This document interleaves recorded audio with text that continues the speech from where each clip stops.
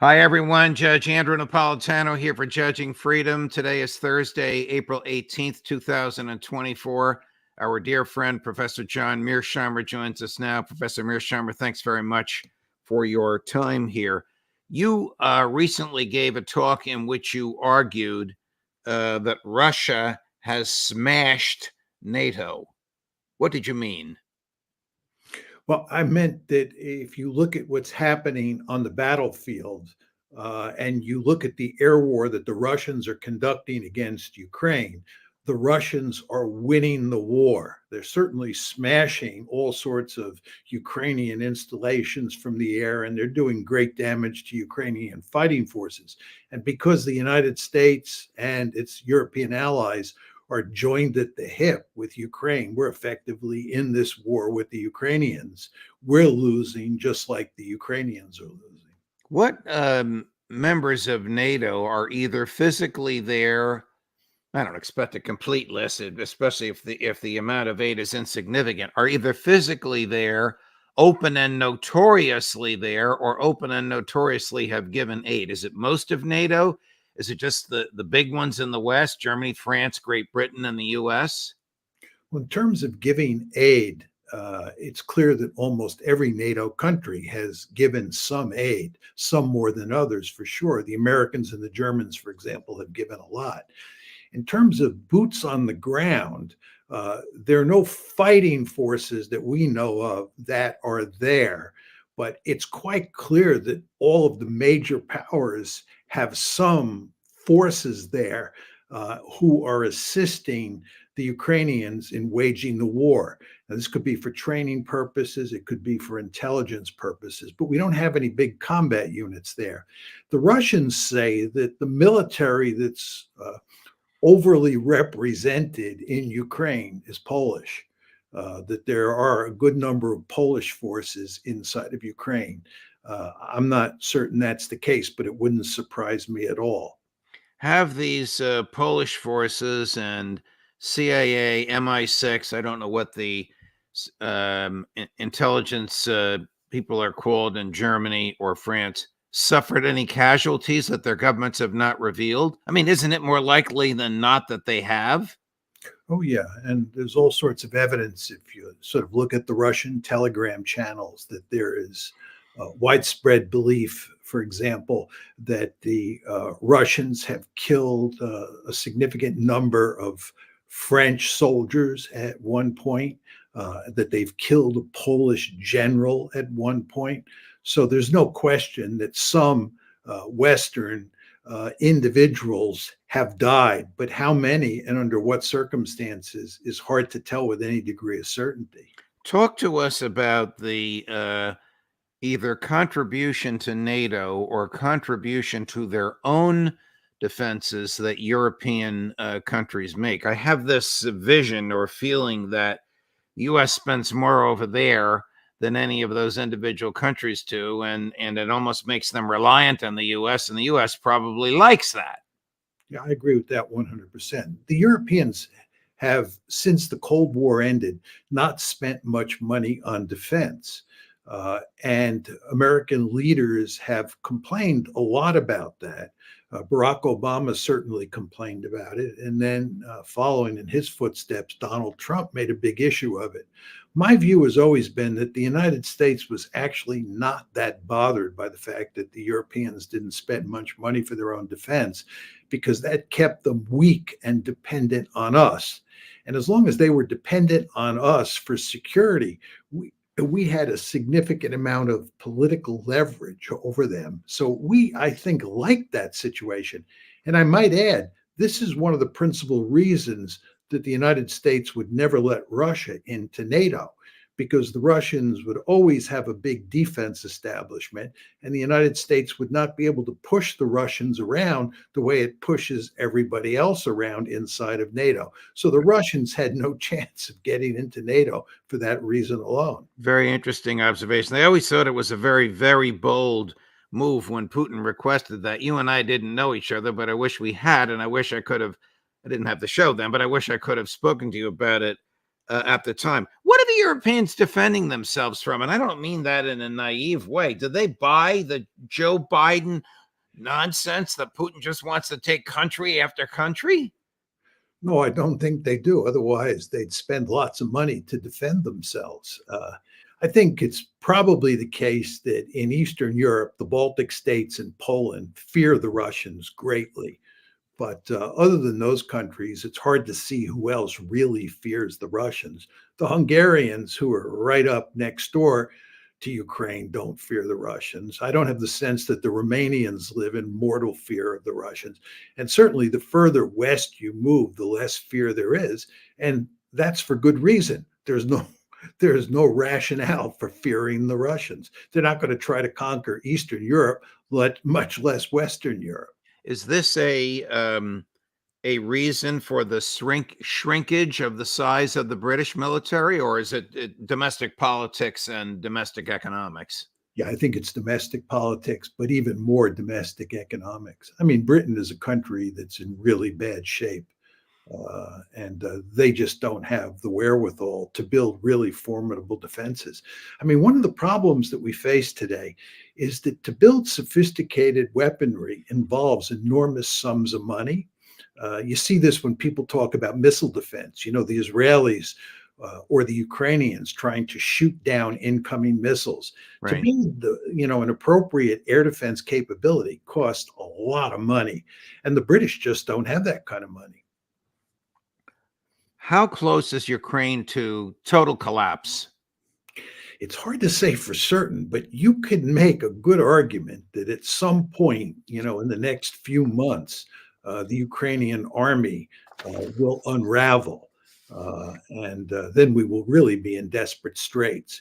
It's hard to say, in large part because Ukrainian nationalism is such a powerful force. One really has to admire the tenacity of the Ukrainians who are willing to fight against the Russians. They are willing to pay an enormous cost, and they just continue to hang in there. But every army has its limits, and exactly where those limits are is hard to tell. But it is possible, given the pounding that the Ukrainians are taking, the fact that they're so short on weaponry, and it's so hard to get new troops that can replace the beleaguered forces on the front line, that it may be the case that this army just shatters. We have heard reports from Colonel McGregor and others of group surrenders. I don't want to say mass, but platoon or battalion surrenders, 50, 60, 100 troops at a time. We even heard reports that some of their fiercest fighters, the so-called Nazi groups, have surrendered. Have you heard that? Do your sources reveal that to you? Yes, and you also hear stories that some of their fiercest fighters are just refusing to fight under certain circumstances. They just don't want to die. How large these protests or whatever are is hard to tell, and where they all lead is hard to tell. But one harbinger of trouble ahead is that the Ukrainian parliament finally passed a mobilization bill.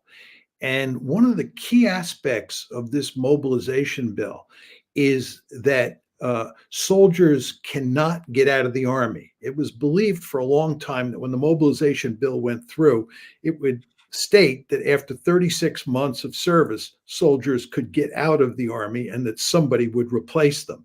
But that's not the case. And it is almost universally agreed inside of Ukraine that this has caused a lot of dissatisfaction, a great deal of dissatisfaction in the ranks of the Ukrainian army. So one could say that when you look at what the Russians are doing to the Ukrainian military, and then you add in this new mobilization bill, this will just create greater pressure on the Ukrainian military and may lead to its cracking. Here's President Zelensky just 2 days ago. I don't think this is realistic, but it's interesting that he's saying this. Cut number 7, Chris. Today, our artillery shell ratio is 1 to 10. Can we hold our ground? No. In any case, with these statistics, they'll be pushing us back every day. To defend 100% of what's in our control, we would need to go from 1 to comparing numbers. 10 to 10. The plan is very simple. It's very clear. It exists. There is a specific weapon that we need to advance. There's a specific weapon to defend the skies. This plan exists. Besides, all the partners have it in their hands. This is the plan for what we really need. Any idea what he's talking about, Professor? Well, he has a wish list, and I think that wish list is what he means when he talks about a plan. But the question you have to ask yourself, is it realizable? Is he going to get anywhere near the number of F-16 or artillery tubes that he's wishing for? And the answer is no, because we just don't have them. The idea that F-16s are going to come in and shift the balance was a delusion that was getting a lot of play in the press for a while, but now everybody understands it is a delusion and it doesn't get as much attention as it did in the past. And with regard to artillery tubes, it may be the case that, over the next few months, they reduce the ratio from 10 to 1 to 9 to 1 or 8 to 1, but it really doesn't matter at all. The Russians have a decisive advantage in terms of weaponry and manpower. And what they're doing here is they're wearing down the Ukrainian military. They're doing it with all the firepower they have on the ground, the advantage they have in manpower, and now with the air power that they have, with all these smart bombs that they're using to pound the Ukrainians. It's just hard to see how the Ukrainians can hold out for much longer in this war of attrition.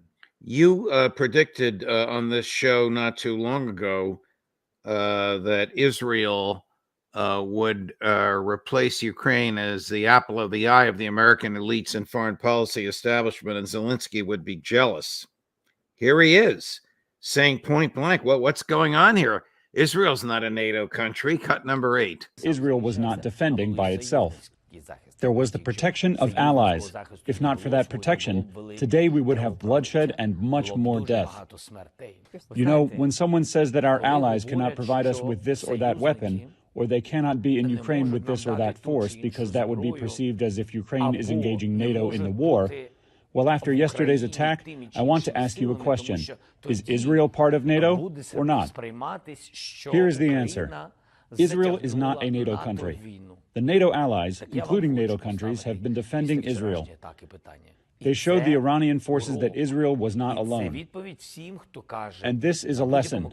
This is a response to anyone on any continent who says you need to assist Ukraine very carefully so you don't engage NATO countries in the war. To whom is this desperate pitch made? The Republicans in the House of Representatives or other Western European nations? I think he's just venting his frustration. And you can understand why. I mean, he's right that the Americans are not coming to the defense of Ukraine in the sense that we're willing to actually fight for Ukraine. And we are actually fighting for Israel. This is what happened on April 14th. We played a key role militarily in stopping the Iranian attack against Israel, and this bothers him greatly. But he doesn't understand two things. One is he says that Israel is not a NATO ally. But the point is, Israel has a relationship with the United States that goes far beyond being a NATO ally or a normal ally. I guess he hasn't read your book. I think that we should send him a copy, although I don't think it's translated into Ukrainian or Russian. But he should read the book. I mean, Israel is in a category all by itself. But the second thing is, if we go to the defense of Ukraine, we end up in a war with Russia. If we go to the defense of Israel, we don't end up in a war with Russia. Maybe we end up in some sort of conflict with Iran, but that's acceptable to the United States. A war with Russia is just not acceptable. In a piece that appeared under his name in this morning's Wall Street Journal, President Biden revealed, I think in print for the first time, and I'm sure intentional and for political purposes, how the $61 billion that he's looking for is not going to go to Ukraine. It's going to, in his opinion, I don't even know if he's right on this, and I'll ask you about it, free up military gear and ammunition that's on the shelf, and then it'll be used to manufacture new stuff. And he lists all the cities in which the manufacturing will take place. Oh, and vote for me because I'm keeping your jobs and you'll be making overtime and all that kind of nonsense. But what good will actually come from the Ukrainian perspective if the House of Representatives votes to approve what the Senate sent over? I'm not talking about Taiwan and Israel and whatever else is in there. I'm just talking about, for now, the $61 billion for Ukraine. It will make very little difference. And the reason is that we do not have the weaponry to give them. I mean, what President Biden and many of the people in the war party like to argue is that the weaponry is on the shelf, and all we need to do is get this legislation through Congress, and then we can take that weaponry off the shelf and give it to the Ukrainians. That's simply not the case. We don't have much weaponry to give the Ukrainians. And as President Zelensky made clear before, they need lots and lots of weaponry, which we don't have to give them. Does the Congress even understand that? Well, who knows what they understand, that by ratifying this piece that came over from the Senate, it's not going to release equipment because the equipment doesn't exist. In other words, is it just a Pyrrhic victory? Is it just a victory for Joe Biden politically, but will make not a meaningful impression, as you say, on the battlefield? Well, there are a lot of Republicans, not all of them by any means, but a lot of Republicans and almost all Democrats who live in a fool's paradise when it comes to the whole issue of Ukraine, and they have for a long time.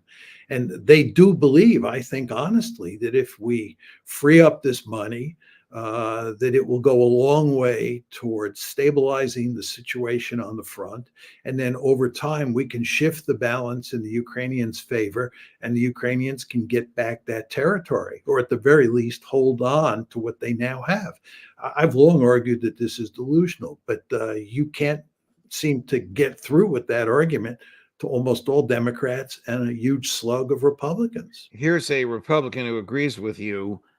Senator Rand Paul of Kentucky was on the show earlier today. He's really very, very unhappy with Speaker Johnson. A few weeks ago, he predicted that the Speaker would stand firm and not even allow a vote to come to the floor of the House on Ukraine. But this morning, he says the Speaker is going to cave. And of course, he compares the Speaker to his rival from Kentucky, Mitch McConnell, and to the very much disliked amongst Republicans, Joe Biden. But here's cut number 10. But we now have Speaker Johnson disappointing me to my very core. I mean, he started out at least saying that foreign aid should be paid for, and that would be a big step forward. And he's backing away from that. Now he's talking about passing all of the foreign aid unpaid for. And it really doesn't seem to be much difference between his position and Joe Biden's, or his positions and Mitch McConnell. I think that's and he acknowledges, is a minority view amongst Republicans. If this thing comes to the floor, you know, there are libertarians, progressives, some conservatives will vote against it, but the vast majority in both houses are going to vote in favor of it. He's furious that it's all borrowing. That's why he said it's not paid for. It's not coming out of Treasury funds. It's money that has to be borrowed, which God knows if it'll ever be paid back. I'd like to transition, Professor Mearsheimer. Did the Iranian military succeed in sending the message it intended to send on Saturday night with the 300 and some odd projectiles it sent into Israel? No question about that. I think what happened on Saturday night and what happened on October 7th, when you put those two things together, Israeli deterrence has suffered enormous damage. You want to remember that what lies at the core of Israel's deterrence strategy is escalation dominance. The Israelis operate on the principle that if anybody hits them, they have to be able to retaliate and do greater damage to their adversary than their adversary does to them. Obviously, this is what escalation dominance is. They want the world to fear them. Isn't that correct? Absolutely. Absolutely. And that's what escalation dominance is all about. The argument is, as you go up the escalation ladder, the Israelis will beat you on every rung. And therefore, you will come to the conclusion very quickly that you don't want to escalate. They can escalate because they'll win, but you don't want to escalate. But what's happened here is that the Israelis attacked the Iranian embassy in Damascus on April 1st, not expecting the Iranians to retaliate. And the Iranians retaliated, and they retaliated in a significant way. And it's not clear that the Israelis have an option to retaliate that will cause the Iranians to back down. In fact, the Iranians have said very clearly, they publicly committed themselves to retaliating if Israel strikes back at Iran. And of course, the Americans and their European allies are going to great lengths to convince the Israelis not to retaliate. So if the Israelis don't retaliate, or they have a minor retaliation, they're going to end up looking weak. You want to remember here that this is the first time that a country like Iran has been able to strike the Israeli homeland from its own territory. This is really shocking from an Israeli point of view. And you would expect the Israelis to turn the dogs loose on Iran, to really retaliate, make them suffer a great deal of punishment for what they did. But that's not the direction that Israel is headed in. And if it is the direction that Israel is headed in, if I'm wrong and they retaliate in a really forceful way, the Iranians will retaliate again. And then the question is, what are the Israelis going to do then? And the answer is, they don't have escalation dominance. Here's, I think this is goofy, but please share your view with us. This is Lord David Cameron, the former British Prime Minister and now Minister of Defense, on a talk show on Sunday, mouthing the Western line that the Iranians retaliated, and they did no damage because we shot everything down. What about Iran's frustration at part of its sovereign territory being flattened? Well, I would argue there is a massive degree of difference between what Israel did in Damascus and, as I said, 301 weapons being launched by the state of Iran at the state of Israel. For the first time, a state-on-state attack. 101 ballistic missiles, 36 cruise missiles, 185 drones. That is a degree of difference. Yeah. And I think a reckless and dangerous thing for Iran to have done. And I think the whole world can see all these countries that have somehow wondered, well, you know, what is the true nature of Iran? It's there in black and white. Does he know what he's talking about, Professor Mearsheimer? Well, he's making the Israeli/Western case that it's the Iranians who initiated this conflict. And of course, it's the Israelis who initiated the conflict on April 1st when they attacked the Iranian embassy in Damascus. And what the Iranians were doing was retaliating.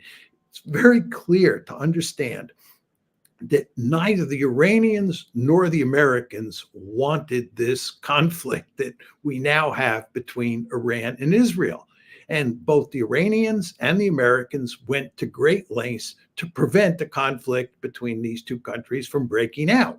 But the Israelis attacked the embassy on April 1st, thinking that the Iranians would not retaliate. Right. It's clear now that the Israelis goofed. They made a huge miscalculation. They thought that Iran would not do anything. But the Iranians said, enough is enough. You attacked our embassy in Damascus. You crossed the red line, and they retaliated. And you also want to understand, this is very important to understand, that the Iranians went to great lengths to communicate to the Americans that this would be a limited attack. And they did not want to get into an escalatory spiral with the Israelis, and they certainly didn't want the Americans to come into the war. So the Iranians were actually quite judicious in how they went about launching this offensive. And as I said before, it's very important to understand that they have left the Israelis in a position where they have no good option to retaliate. Here's the British interviewer's follow-up question to Lord Cameron. Let's just say his answer wasn't as well prepared or self-confident as the answer to the previous question. What would Britain do if a hostile nation flattened one of our consulates? Well, we would take the very strong action. And Iran would say that that's what they did? Well, what they did, as I said, was a massive attack. So they were right to respond, but they overreacted, is that what you're saying? What I'm saying is that the attack they carried out was on a very large scale, much bigger than people accepted. They have a right to respond? Well, countries have a right to respond. Of course, countries have a right to respond, particularly to an unprovoked attack on civilians on a diplomatic mission protected by treaties and international law. Yeah, exactly. But also you want to remember how many Israelis died in this massive Iranian attack. None. That's right, none. Did the Iranians go to great lengths to communicate to the Americans that it would be a limited attack? Yes. Did they basically signal to us when the attack started? And of course, that attack would take a long time to manifest itself because the Iranian forces had to come a great distance. Didn't that give us and the Israelis time to prepare? The answer is yes. According to Scott Ritter and Colonel Doug McGregor, one of the targets in Israel, which was hit, is the most well-protected, fortified target the Israelis have. I'm not exactly sure what it is, whether it's defensive or offensive weaponry. But I would imagine, and you may have said this earlier, that Prime Minister Netanyahu and his war cabinet were stunned at what the Iranians succeeded in doing. Well, I think they were stunned not so much by the nitty-gritty military consequences. There may have been some of that. I can't tell that for sure. But I think they were stunned that the Iranians responded to the attack on the embassy by launching a large-scale attack against the Israeli homeland. Again, if you believe in escalation dominance, and the Israelis believe in escalation dominance to their core, it's absolutely essential in their minds for Israeli deterrence. You have a situation here where it failed massively. The Israelis are really in trouble. And by the way, if you look at what's happening with Hamas and what's happening with Hezbollah, you just find more evidence that escalation dominance is not working. Wow. How I was really taken aback by the deceptions. You and I texted about this earlier today, the deceptions in President Biden's piece in the Wall Street Journal. How do you overcome governmental deceit when you have a gullible public? It's very difficult. What you need is a marketplace of ideas. You need a situation where you have a mainstream media that allows dissenters or critics to express their views and to challenge the arguments of people like President Biden. And we don't have that in the United States. There is in the mainstream media an almost universal consensus on both the Ukraine war and the Gaza war. And therefore, when President Biden says what he said in that editorial today, or that op-ed in the Wall Street Journal, you're going to find very few people who have a platform in the mainstream media who can challenge him on the points that he makes. I want to play one more clip for you, because it does involve the interaction between the Israeli plan to attack Rafah and the Israeli, if there is one, and the Israeli plan to retaliate against the Iranians, if there is one. This is an AP reporter named Matt Lee. This guy asks tenacious questions of these poor, hapless spokespersons for the State Department, but the State Department's spokesperson's name is Vedant Patel, and the AP reporter is Matt Lee. And it's a little amusing, but it's also very informative. Here's the back and forth between them earlier today. Can you clear up either to kill or keep alive these persistent reports that you guys have told the Israelis that you're okay with them going ahead with the Rafah operation as long as they don't attack Iran?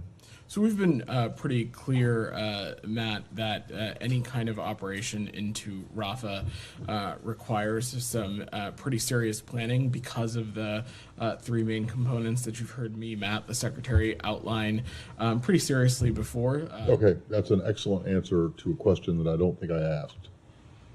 I asked you whether or not the U.S. has told the Israelis that you're okay with a Rafah operation as long as they limit or don't attack Iran in response to what happened over the weekend. So, Matt, I don't want to. The devil is in the details here. It would require what kind of operation into Rafah we're talking about. All right. So, regardless of whether Israel does anything in response to the Iranian attack over the weekend, you still would oppose a Rafah operation unless what you just mentioned are. So, why can't you just say no, that it is not true that you have told It's not true. It's not true. But I'm why speaking. couldn't you have just said that at the beginning instead of going on for? Because you're. I thought the question was pretty clear. It wasn't that clear. I'm trying to be specific.